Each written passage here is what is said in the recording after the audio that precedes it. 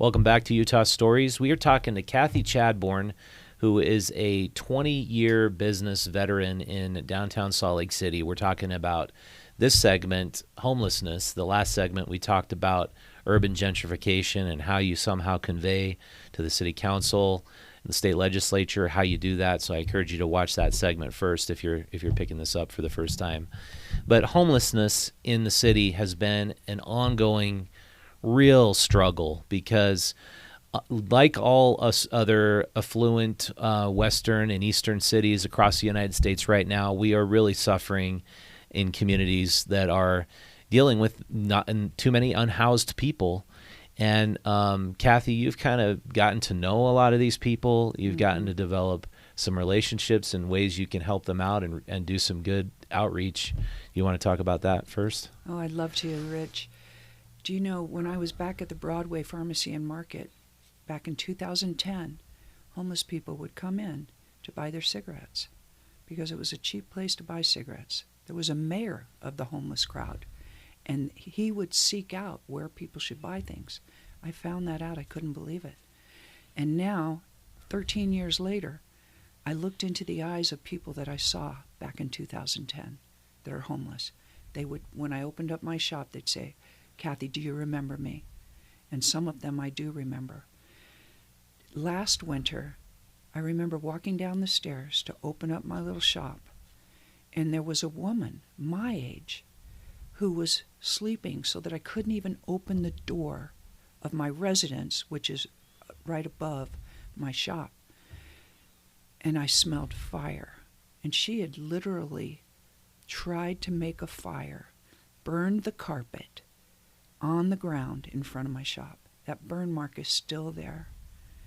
Jeez. Just the other day, I walked downstairs, and there was a young man who had created a plastic tent. He tied string between Lena's Happy Nails door from the ground up and my residence door, that little alcove. And I couldn't get him to move. He was out. And I finally had to call somebody to help me to get him to move so I could open up the door to my shop. Mm-hmm. And he moved. Mm-hmm. The trash that was left included food, garbage, and a needle. Wow. And I cleaned it up. And I was crying. And I was crying because I'm having a very bad morning. I'm late getting my shop open. And for this poor man that was probably about 25 years old and completely out of it, he loaded up that grocery cart and just walked off. And where did he go? Down the street to the post and set up a tent in front of the post. The same thing. So he walked half a block, crossed through the intersection, and set up his tent. And now they got to deal with him. Now they have to deal with him. Mm-hmm. I did call the police to let them know because they've asked me not to approach the homeless people. Well, guess what? That's not how it works. They don't show. They're busy, whatever. Yeah. But what do we do for these people?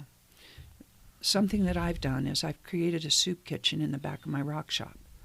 And we are signed up for Thursday night at the Methodist Church on 2nd and 2nd. And I'll go over there with some soup. I mean, we have to do something. And then inside the rock shop, I offer people, we have soup for anybody who wants to come in and buy it. And I'll ask them, would you like to buy a homeless person a cup of soup? What's so cool is that they do. They'll buy themselves a cup of soup and a cup of soup for the homeless people. And then I will take it over there to the church. I was passing it out last winter, but that didn't turn out very well. You know, I do know these homeless people. I know way too many of them. And sometimes they come in and ask for coffee because I have a little coffee bar also in the back of the shop. It's heartbreaking. Mm-hmm. And, you know, we feel like we have to do something. What can we do? And it's been, you know, such a contentious issue because I got into the coverage of this 3 years ago when I saw how Main Street was being destroyed. And it was I mean, I destroyed. watched Weller Books move. We'd been around for, I think, 50 years on Main Street. And it would basically came down to he could not get control of the homeless population in front of his store. He doesn't want to say that on the record. But, I mean, I will say that as an observer. And the whole situation is the city is creating the contention between the business owners and the homeless, and that doesn't have to be the case. It if the doesn't city have to be. would just manage the problem in a decent manner. And this isn't Dallas. This isn't San Francisco or Portland. This is tiny Salt Lake City, and we can't get it managed. Yeah, and it's so. I mean, we've been covering this for so long, and we know that the major problem is the police are mandated by the mayor, by the county. I'm not going to blame only the city mayor because it's the county as well, to go in and harass and confiscate all of their belongings when they set up and congregate. And of course they want to congregate together. They want to help each other and create the community that they are missing from their shattered family lives. And so the policy is, let's go in, confiscate their stuff, raid them, call it abatements. Then they're constantly moving, they're constantly using drugs, and they're constantly passing out in the front of your business, other people's business, defecating in front of the businesses when there's no porta potties, no bathrooms. And it's like, really? We can't come up with any ideas? They couldn't open the sanctioned campground. They couldn't open the Ramada. The overflows are the full. Old Sears building? Come on. Yeah. Sitting there vacant for how long?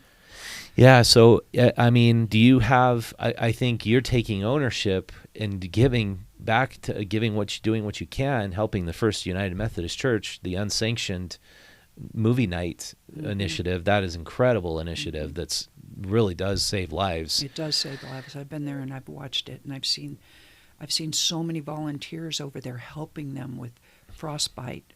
Yeah, I mean, just getting people out of the cold and saving their life is something the city cannot do or won't do to the degree they need to do it.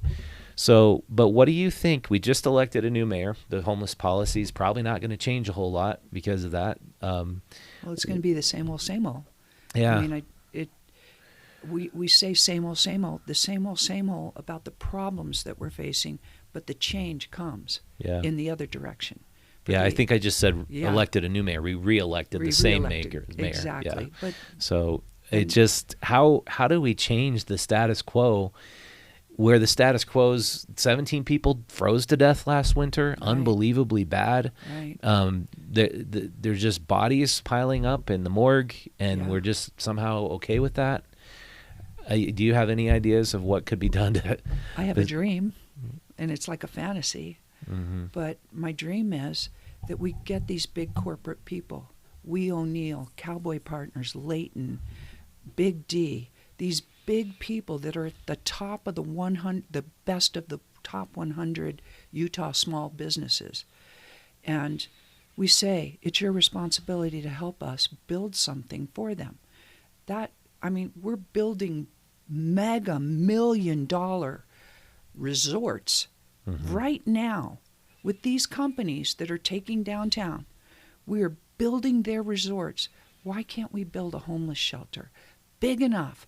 This little tiny city is capable, if we would reach out to these big small businesses and say, let's get this problem solved. Mm-hmm. I can remember several years ago where Cowboy Partners was helping with homelessness downtown. And I haven't followed up to see what they've done, but it's clearly not enough.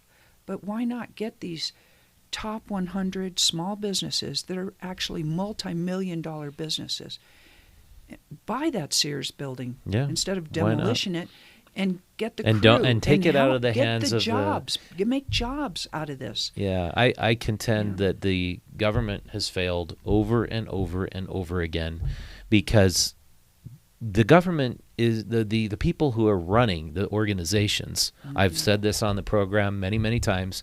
I invite them on. Please come on. Tell me about your situation. Wayne Niederhauser, Michelle Flynn, Lori Hopkins. They're the top of the top echelon of the homeless industrial complex. Come on here and answer the tough questions if you are not in it for the money. Right. Because they are in it for the money. their incentive is to not solve the problem because they're getting giant paychecks. Mm-hmm. So I think So we need to sad. just take the whole problem out of their hands. And like you said, ask private industry to make the donations to build the shelter and have it be a private shelter. Right. Have the Other Side Academy folks or the in-between run it. Absolutely. I Yeah. mean, they're saving lives. Why can't we save these lives? Mm-hmm. And I know the problem is huge, Yeah. but it's not unsolvable.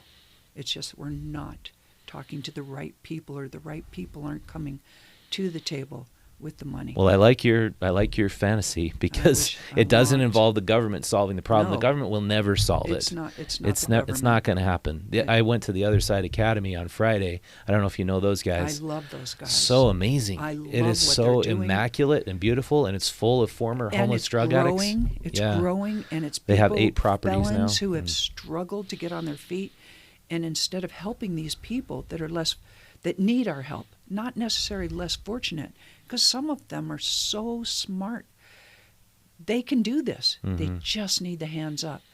It's like bankers handing out loans to people. Yeah. It's an Not opportunity unless you that meet that silly requirement. Let's go back and take a look at who the people are that are making the money.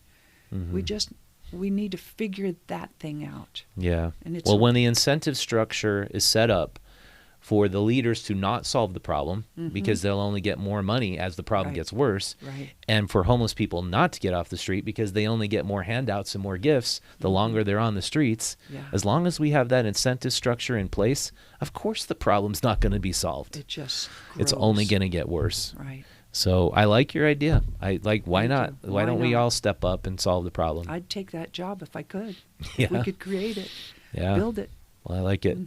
Well, we'll take a little break, and when we get back, we'll talk about Kathie and her story, and it's an amazing business story, so I recommend you stick around. We'll be right back.